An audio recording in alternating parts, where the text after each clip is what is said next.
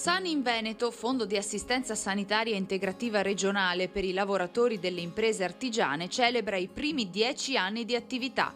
Nella splendida cornice del Castello del Cataio, a Battaglia Terme, per il decennale, il Fondo di assistenza sanitaria ha riunito le parti sociali costituenti, Confartigianato Imprese, CNA, Casartigiani, CGIL, CISL e UIL Veneto, per guardare alle sfide del futuro. La salute del lavoratore, obiettivo principale che ha permesso di sviluppare un modello di assistenza sanitaria integrata regionale per i lavoratori artigiani tarata sul territorio.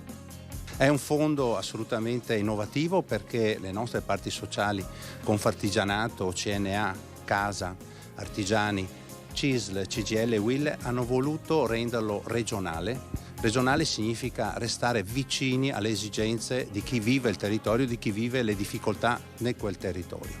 L'hanno voluto rendere più partecipe possibile alle persone, più vicino alle persone, con 200 sportelli che insistono nelle 7 province e sono elemento di vanto e strategia anche di comunicazione, perché raccolgono le informazioni e le esigenze dei nostri iscritti. In più li aiutano ad essere coperti dalle tutele.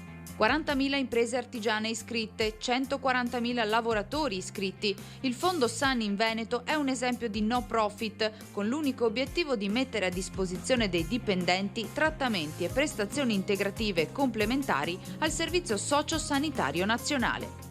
Non siamo un fondo assicurato, non c'è una compagnia assicurativa dietro, ma sono uno spirito sussidiario della bilateralità del Veneto. Questo modello virtuoso ha permesso, durante l'emergenza Covid, di strutturare una serie di ulteriori prestazioni che si sono aggiunte a quelle che costituiscono il diritto contrattuale ed erogare più di 8 milioni di euro al Veneto in questi ultimi 3 anni. Oggi Sani in Veneto riesce a rimborsare quasi 200.000 richieste di prestazioni sanitarie grazie ai suoi 200 sportelli presso le parti sociali. La salute è una cosa importantissima per ognuno di noi e quindi che ci sia un fondo che aiuta e sta vicino alle imprese anche attraverso degli sportelli con una consulenza proprio territoriale e ad hoc è davvero fondamentale per noi imprenditori e per i nostri dipendenti.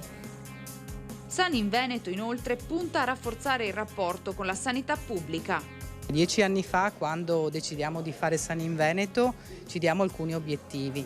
La gestione diretta, che non è partita da subito ma ormai è una realtà, e il legame con il pubblico per fare arrivare queste risorse che sono frutto della contrattazione al sistema generale, per cui questo beneficio che hanno i lavoratori dell'artigianato torni a beneficio di tutti i lavoratori e di tutte le lavoratrici e di tutti i cittadini.